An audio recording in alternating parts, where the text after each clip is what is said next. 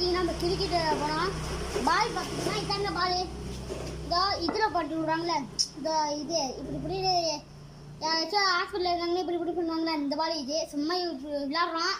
வாங்கியிருக்கேன் நம்ம ஃப்ரெண்டு அஃப்ராத்து நம்ம பேர் காசுமே பாருங்க. இப்போ பார்த்தீங்கன்னா இது வந்து கிரிக்கெட்டில் நம்ம தான் நம்ம அஃப்ராத்து தான் பேட்டிங்கு. வாங்க எப்படி இருக்குன்னு பாருங்க வாங்க.